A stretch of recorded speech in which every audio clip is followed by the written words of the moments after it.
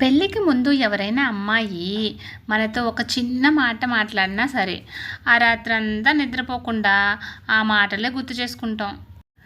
అయితే పెళ్ళి అయిన తర్వాత భార్య ఏమైనా చెప్పడం మొదలుపెట్టేసరికి ఆ మాట పూర్తి కాకుండానే నిద్రలోకి జారుకుంటాం. ఇదే జీవితం అంటే. How to change your wife in 30 days అనే పేరుగల పుస్తకం, దాని పేరులో తప్పును రచయిత గమనించే లోపే వారం రోజుల్లో 2 మిలియన్ల పుస్తకాలు అమ్ముడుపోయాయంట. ఆ పుస్తకం అసలు పేరు how to change your life in 30 days. పేరు సవరణ తర్వాత నెల రోజుల్లో కేవలం 3 పుస్తకాలు మాత్రమే అమ్ముడుపోయాయంట. గర్ల్ ఫ్రెండ్ తన బాయ్ ఫ్రెండ్తో ఇలా చెప్తుంది: నీకు పెళ్ళి అయి కూడా కాలేదని అబద్ధం చెప్పి నా వెంట పడ్డావు. నా ఫేస్బుక్ ఫ్రెండ్స్కు నిన్ను పరిచయం చేద్దామని సెల్ఫీ తీసి ఫేస్బుక్లో ట్యాగ్ చేశా. అందులో నీ పెళ్ళాం కూడా ఉందని ఇప్పుడే తెలిసింది.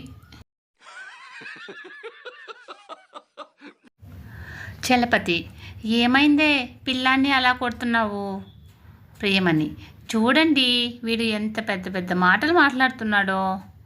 చలపతి: ఏమన్నాడేంటి? ప్రియమణి: బాగా చదువుకోరా, మంచి భార్య వస్తుంది అంటే, మరి డాడీ బాగా చదువుకున్నాడుగా, నువ్వు వచ్చావేంటి అని అంటున్నాడు.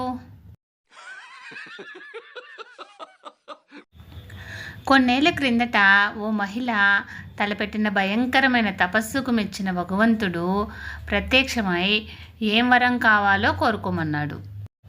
స్వామి, నేను లేకుండా నా భర్త గడపకూడదు, ఇంటా బయట నేను ఆయనతోనే ఉండాలి, నాకంటే ఆయనకి ఏది ముఖ్యం కాకూడదు, నిద్రపోయేటప్పుడు నిద్ర లేచేటప్పుడు నన్నే చూడాలి, నాకు చిన్న దెబ్బ తగిలినా తల్లడిల్లిపోవాలి, నన్ను కంటికి రెప్పలా చూసుకోవాలి, అలాంటి వరం ఇవ్వండి స్వామి అని కోరుకుంది.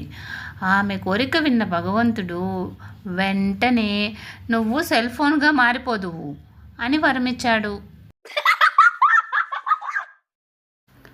ఫ్రెండ్స్, ఇలాంటి మరిన్ని వీడియోస్ కోసం సన్ పాజిటివ్ థాట్స్ ఛానల్ను సబ్స్క్రైబ్ చేసుకొని సపోర్ట్ చేయండి. వీడియో నచ్చితే లైక్ చేసి షేర్ చేయండి.